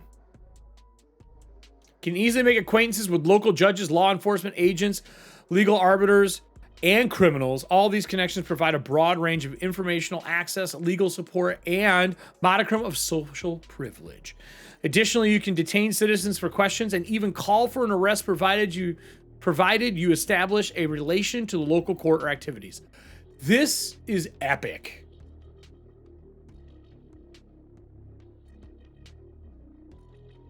More good stuff. Single combat rules. What is this? What did you say? Single combat adventurers sorts occasionally find themselves in circumstances that pit a single combatant against another single combatant, especially in the matters of honor. These fights often manifest as duels, jousts, wrestling matches, and trials. We just had a jousting map in the cities. It's like they're talking to each other. In the cities and towns, that's one of the things we got was a jousting map. So there's single combat rules for doing single combat. Points. What happens when you cheat? Spellcasting in single combat. Types of single combat. They have them broken down with codes. Dueling. Rules modification to make a duel work. Range duels. Yes, there's rules for cheatings. Wrestling rules. Jousting rules. I know I'm going to be using this on my Monday, Tuesday show. I have this coming up, actually. I'm excited for that. Oh, they had it. So I worked in medieval times for a little while. And I used to do the jousting and hand-to-hand stuff. And this is a big part of jousting I didn't know about until I learned more about it. And this from also the Bristol Renaissance Fair. My buddy does it there. I didn't realize how much grappling was part of jousting. On the horse and off the horse. And that's like in real combat versus normal. But this would be cool to add into jousting. Because I know they got the wrestling rules. But the ability to grapple people on the horse, be dope. Because in full plate, you threw people to the ground. That was the easiest way to win. Turtle on the back. Although it is easier to get up than they say. Don't let them believe that when you're on your back in full plate, you can't get up. That's a falsity. You definitely can. New rule modifications on a miss, on a hit. I mean, or He's just that brave. He doesn't care about his face. We don't have to apologize. That's hilarious. Maybe he's got one of those locking faceplates. It's just not he's an actor. That's what it is, Wilson. He's an actor. His beautiful face has to be seen. You gotta be able to see his beautiful face. Pretty cool. What is this? Monikers. Oh.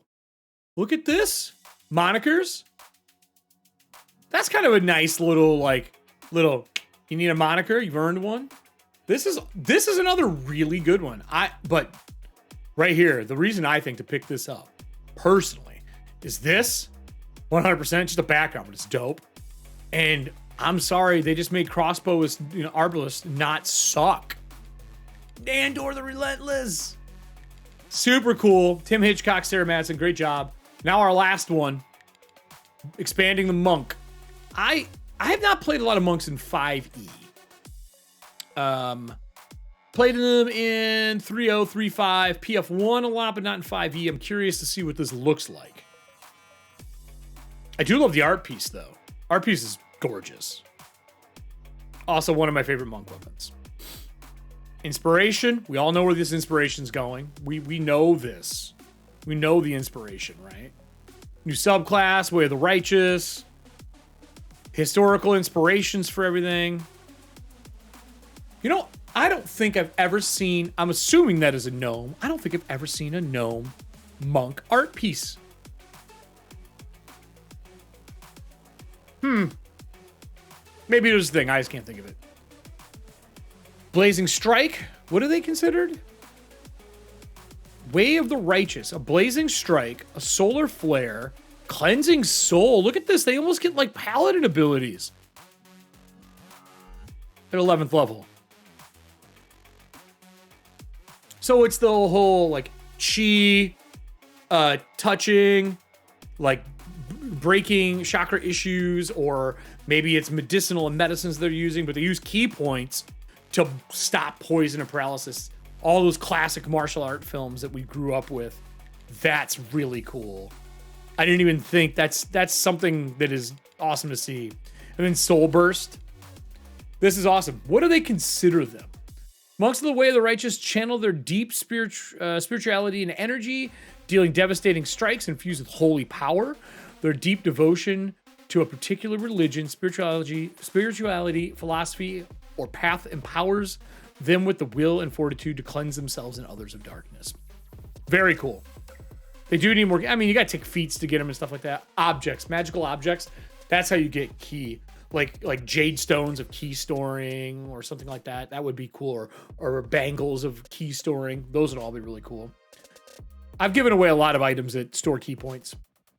I think the way you do it, though, personally, is you give up a recovery die to recover key points. Because that would be dope. New background aesthetic. Enlightened events. These are cool. Wandering Sage background. Nice. New weapons. The Butterfly Sword. The Hook Sword. They have special action. Bonus action, you may link or unlink two hook swords you are wielding by locking their hooked ends together to form a longer flail-like slashing weapon. When wielding linked hooked swords, you gain 10-foot reach. That is actually a really cool use of a real-world weapon. I like it. I don't know if this is Ji or Ja or Jai. Does anyone know J-I, how that would be pronounced? Just curious. Optional class feature, additional monk weapon proficiencies. As a GM discretion, monk character can be considered proficient with the following weapons in addition to simple weapons: short swords, butterfly swords, the G, hook swords, and rope dart. No, serving hands. They put the rope dart in here. It's in here. Boom. We got rope dart. This features a heavy metal dart fastened to the end of a long rope or chain and often sports one or more silk flags used mainly as a distraction. And the weapon is used in combination with twirling, spinning, twining, shooting, and returning. It can injure an opponent as well as bind, entangle them, their limbs, or their weapons. They brought the Sai back, which is what I trained with traditionally. Wow, super dope to see that. Shuriken, Tonfa. Okay. I see you.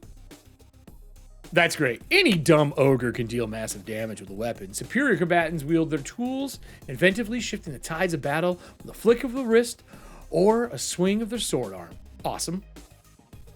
Rope dart. 1d6 bludgeoning. That is more damage than I was expecting. It should, though. Those things wreck stuff if you're any good with it. Finesse, reach, and two-handed. How to buy them? I can do that. Book of Blades is currently out right now. Kobold Press. Let me grab you your link. Right here. Boop. Boop. There you go.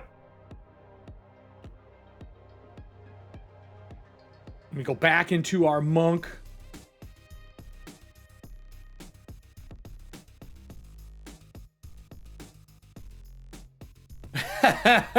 Savage.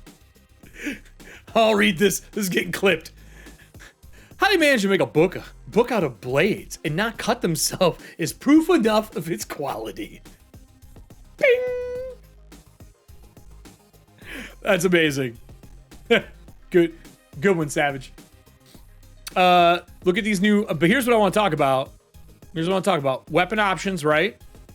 Unarmed strikes. They have added new abilities. G is G. Thank you. Thank you, Storm. Yeah. 16 pages, a bunch of them. I would like to point, this is an unarmed combat ability now. You are seeing that, right? Prerequisite, any melee weapon with hooked property, you can do a blade catch. A creature that you can see attempts to hit you with a melee weapon attack, you can use your reaction to make a dexterity saving throw, DC equal to the creature's attack roll. If you succeed, its attack misses and you gain a +1 AC until the beginning of your next turn.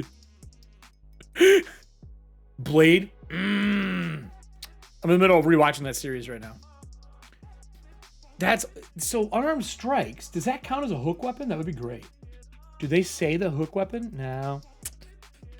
They have a lot of hooked weapons here. So hooked. I was hoping unarmed combat would get that. Unarmed strikes are melee weapons that use an upper body and count as a weapon. Similar to unarmed strikes can be used to perform any weapon option. Any weapon option. That means that you can do a blade catch with an unarmed strike. Ping! Love it. There's a chin strike to kind of rattle their brain here. They can't speak. This is how you stop your casters. Run in and punch them in the throat. Deafening strike. Clap their ears. Disarming twist. Looks like more efficient doing the weapon trap technique. Disarming parry. That seems strong. I like it. It could be a hooker for sure. It's only a +1 AC, right? A creature you can see attempts to hit you with a weapon attack, you can use your reaction. So you're using your reaction. So you only get to do it once. It allows you to be a monk. Will you poke him in the eyes? Savage? There might be one. There's disarming parry. There you go. Happy? Yeah. There's your eye rig. You get it. There's your eye rig. Ask and you shall receive. Find an opening, forearm block, hook and pivot, pinning point, leg sweep, misdirection, trip, twine, weapon trap, whirling distraction. That is a lot of options. That just made the monk go from to yo.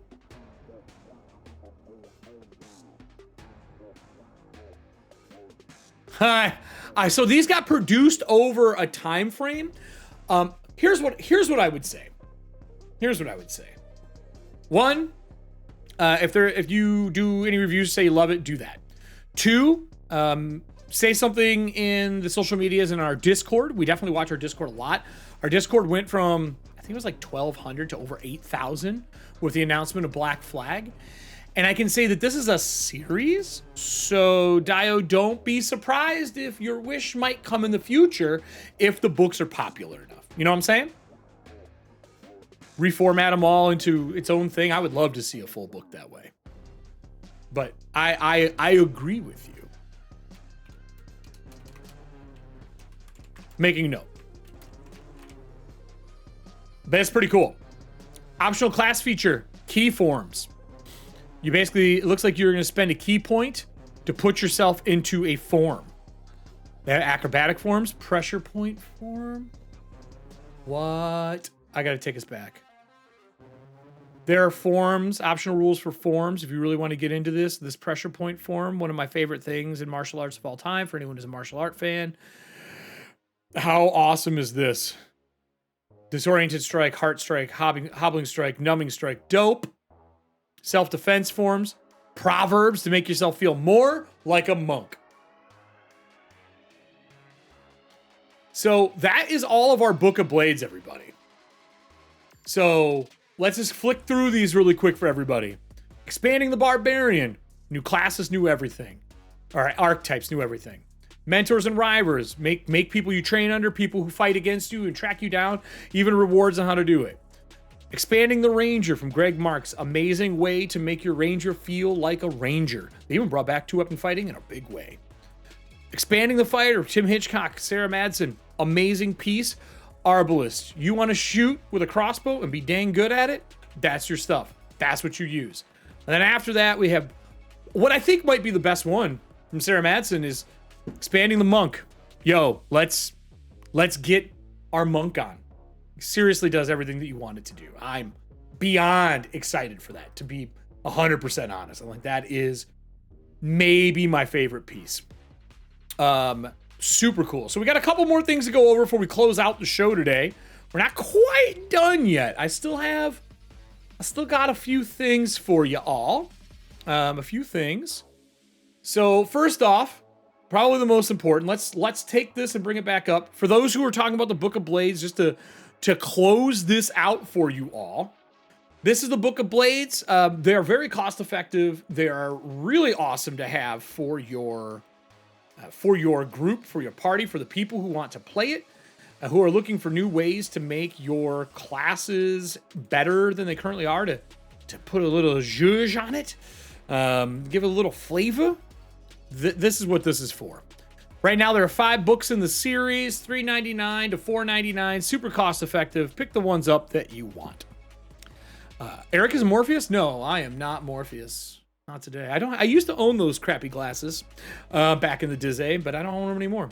Right here, if you do pick them up and you want to leave some reviews, I would say mention that you would love to see all this stuff put into one book. Right? Also, today, up, you can purchase it. It is ready. It's in stock. You can pick up the hardcover, and you can also pick up the maps that we showed off earlier today. For those who missed that, just to give you what I'm talking about, these are double-sided wet, dry erase, and permanent marker maps. And they are thick, like thick. These are for your table. I think they are, I want to say 24 by 36. Yep, 24 by 36 map, 8 by 12 when folded up, 1-inch square grid, double-sided, wet, dry, even permanent marker. So those were awesome. They even have a jousting arena in there. Super awesome. Book of Blades sounds like a D&D shaving club plus one-shot paperback that would sponsor content creators. Let me see if I can pitch this. Hold on. Let me get this together. All righty. Kobold Press sponsoring the brand new content creators with Book of Blades, a D&D shaving club plus one-shot paperback that'd be great for you and your community. Is that what you were looking for?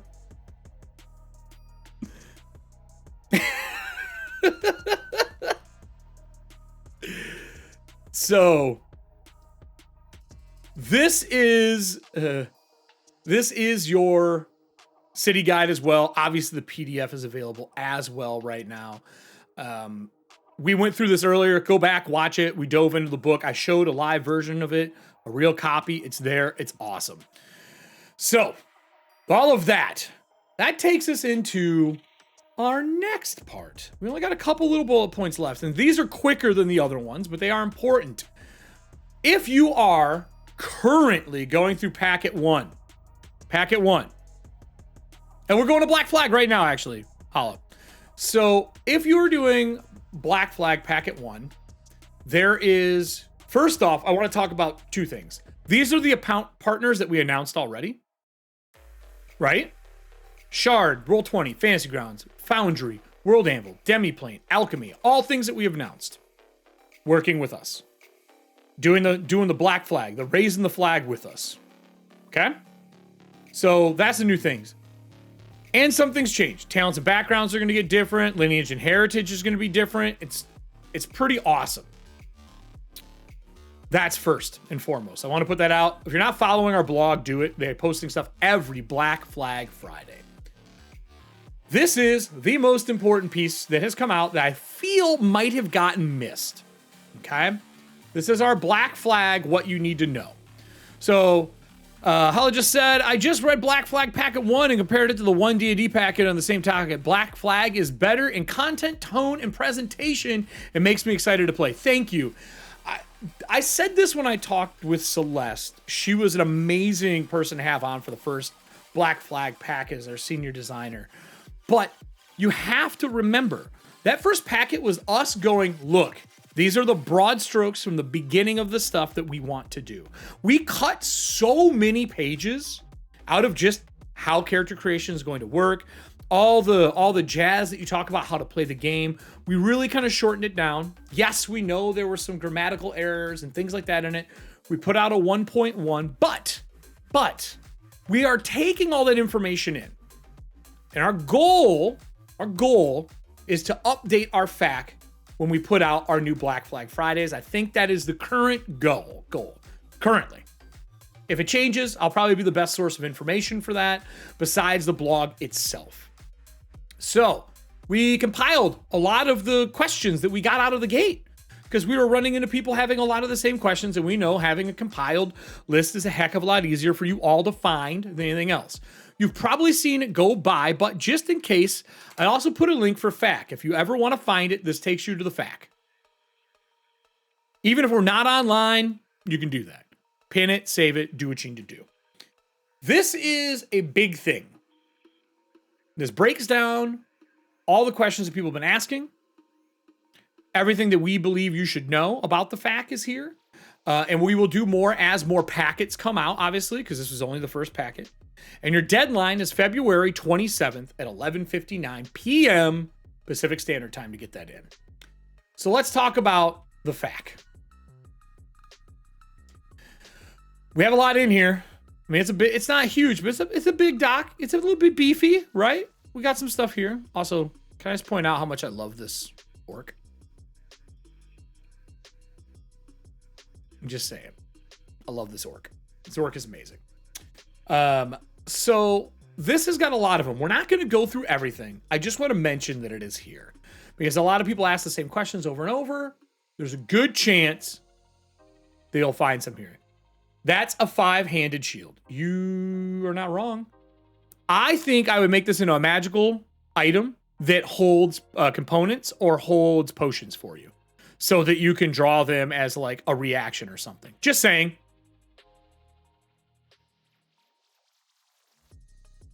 Yes, I agree.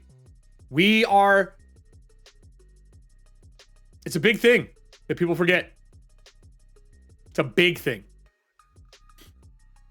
And we're trying to be honest, as transparent as we can. Because we've realized that the transparency means a lot to the community. It means a lot to us. And we're growing in how we're doing that. Because, I mean, dude, it's new for us. I shouldn't say new. This level of transparency is. We're making a system, man. Multi-handed strike, does it grapple you? That shield could grapple you? I love that we're all just talking about the monster. Or the shield, not the monster, the shield. So 5th edition core rulebooks are going away. The 5e Monster Manual, Player's Handbook, Dungeon Master Guide will not stay in print. New players must either use purely digital rulebooks, which works for some people, or find a new version. That's huge. We aim to keep the spirit of tabletop alive by producing beautiful, inviting versions of the core rulebooks for those who prefer to play face-to-face, and for those who don't want to play, pay a monthly subscription to play. That's our concept. We want to put that out there. That's a very important statement. Like, our goal is to make sure you can continue playing a game that you've been playing and love, but for us to refine it and make it better than it was before. That's our goal. Hence the playtest packets. And that's why they are put out quickly. That's why they're in black and white. That's why they look the way they do, so we can rapidly get them out to you for testing, bring them back in, eat them up, figure out what we need to change, and move forward. The SRD is incomplete. It's incomplete. Can't state that any more than I just did. Anyone who's worked in publishing with the SRD knows that it's a fantastic baseline. We've been at it for 8 years, starting before 5e D&D even launched. However, key elements are missing from the SRD. For example, the SRD includes only 1 feat and 1 cleric domain. A few monsters are conspicuously absent. Character generation has quirks and flaws. The power curve of challenge and encounter building tools need improvement. Not to mention, it's time to put a little Dragonfire back in the combat engine. Right? I talked about this with Celeste in our last video. You can go check it on YouTube if you haven't looked for it yet. We had a little audio issue in the beginning. It gets cleaned up by then. You'll see my camera like shut off and stuff. We were having some issues. But the audio is all there. There's some parts where we're on top of each other, but it's good after that. Great interview. We'll have her back again, I'm sure. But we want to make sure we're making the system more. You know what I mean? We want to make sure that the system isn't just a boring baseline, that we're bringing something into it. And Celeste has got some amazing ideas, so I'm super excited. If you missed that, go back and watch that YouTube video. You can find that right now. Community is crucial. We're big into this. Like I said, our Discord is, I think, might be over 8,000 now. If you're not in our Discord, I highly recommend you join. There are people discussing stuff. Like I say to everybody, keep it civil, keep it safe. We're there to have fun in a community. People get a little down in the dirt about what they want to see and don't want to see. Just remember, we're all playing a game together. It's going to be all right. We're all going to be fine. So the community is crucial. Project Black Flag is the greatest open design effort that Kobold Press has ever attempted. It's vital. It's a vital part of open design, has always been the community. Our existence is literally not possible without our community, fans, content creators, other publishers, the old guard, freeform new kids, and everyone in between. We're all in this together. Here's the thing. I'm old in this industry. I am an old man. With a very young spirit, but I'm old. I've been around. I've been playing since first edition, and I've watched the game change so much, and I'm excited to see this turn into something else. Just like I was excited for every other edition. Everyone's a little sulky in the beginning, not wanting to learn new things, but I love learning new stuff. So as these come out and we get into more of the mechanical state, you'll be finding answers here. We're going to be talking about it. We're going to be playing it. We're going to be testing things. We're going to be breaking into it and seeing what we can make it do. So don't think that I'm only going to just be spitting FAQ out to you and stuff like that. But I thought this was important for you to see. So people did say in a lot of posts and sources that, Project Black Flag isn't new? No. You're misunderstanding the point.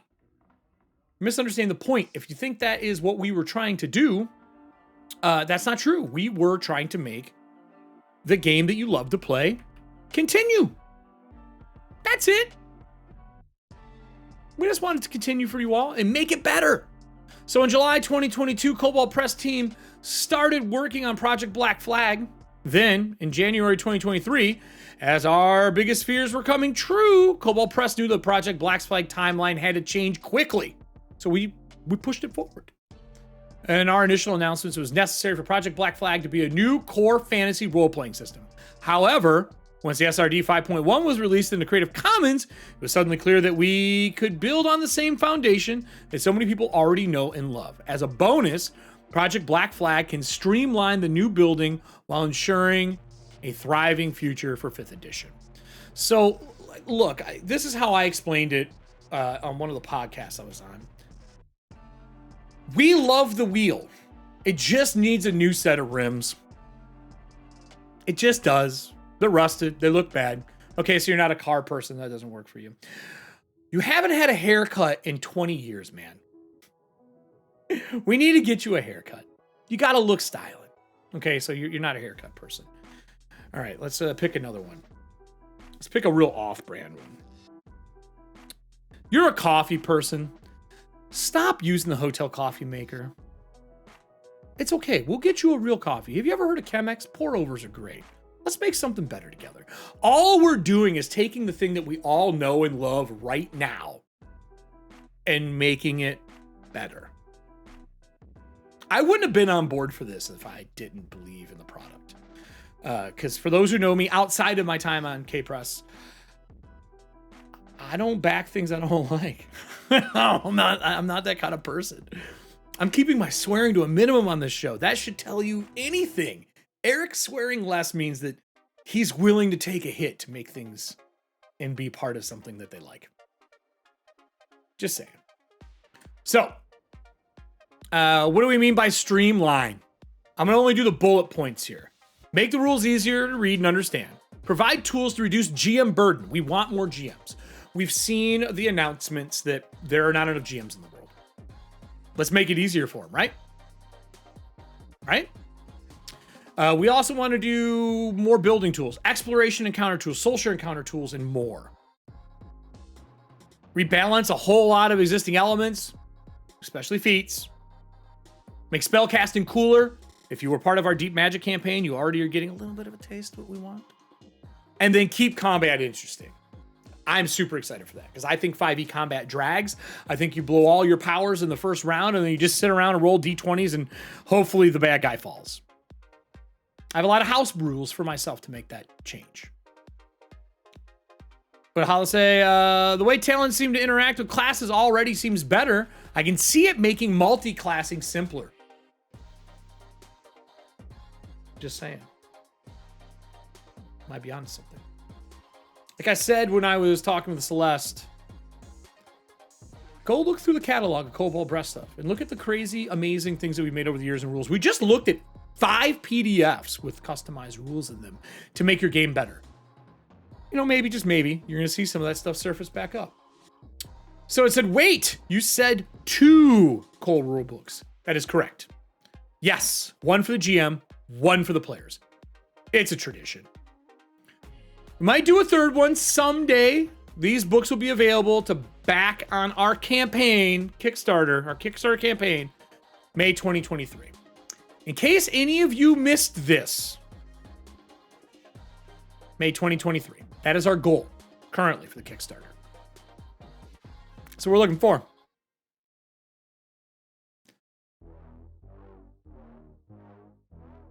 That I know, Carnage, Cumberland Cookie Spell coming along. I know it needs to be one, Wilson. I know I'm with you. So for those who are doing the play test, it's a 3-step process. We ask you to test the waters, provide feedback. This will take place over several months with several packets at release. Each packet will have a deadline so we can bring it back in, intermingle it in what we're doing. If you scroll down, this is the playtest timeline. The first packet, packet 1, character building. Oh, it looks like I get to talk about packet 2. In case anyone missed this, I didn't know if I was allowed to announce it. Packet 2 is going to be spells, wizards, and fighters.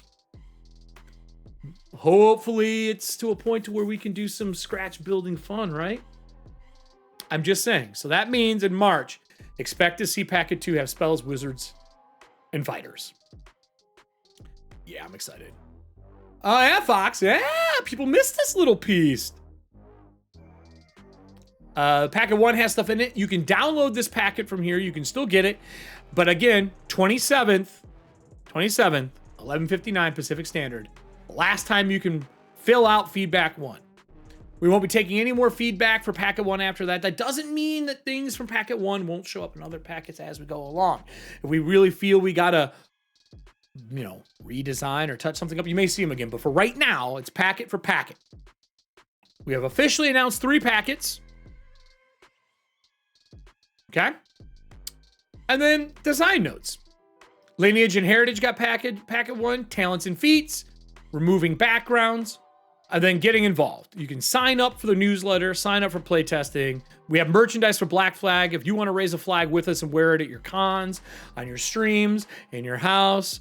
I almost started saying, in the club, and singing, but I didn't. But if you want to do that stuff, you can pick up some merch for us. Join us on Discord, !Discord and chat if you want to do that. Pledge Kickstarter in May, and then help us make this something awesome. But I don't know if anyone missed this piece. Join us in person for playtest at Gen Con 2023. Tickets available soon. I will be there. I know I'm gonna be doing some stuff. I can't really say what yet, but we will be there. And we will be doing playtests for Black Flag at Gen Con. I would love to say everything we're doing, but we can't. We got some fire that we're bringing. Yes, Black Flag socks, Black Flag flamethrower.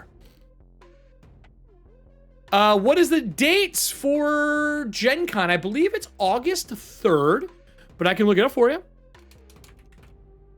Gen Con 2023, I think is August 3rd is when it starts. August 3rd through August 6th. Indianapolis. The kids are gonna love it. Yep, exactly. With that said, I did a longer show today to get us up to it. Join our Discord and help us make this awesome. That is going to be it for our show today. I hope you guys enjoy this. This is something I want to be doing at least once a month, a slightly longer show with a little bit more in it, a little more diving into a product. If there's a product that we listed today that you want to see in more depth, we will be back next week if we want to dive into one of those more. But we're going to be going over Celeste blog next week, if you haven't read that yet, going over what she does as a designer and why she does what she does. And I think we're going to see more of those in the future. I also want to maybe build a city next week. I kind of want to start building a city. And if I can get us that form fill PDF, why not? But that's it for us today. If you are watching this on YouTube later, up over in this side, there's going to be videos for you to watch. I think this will probably be like the AMA or something. And then over here, click the bell. We go live quite often on Twitch, but we repost our stuff as quick as I can get it out to all of you. Thank you so much for joining us here on Kobold Chat. I hope you had fun with me today. And yeah, man, Book of Blades. What can I say? Shit's fire. Bye, everybody.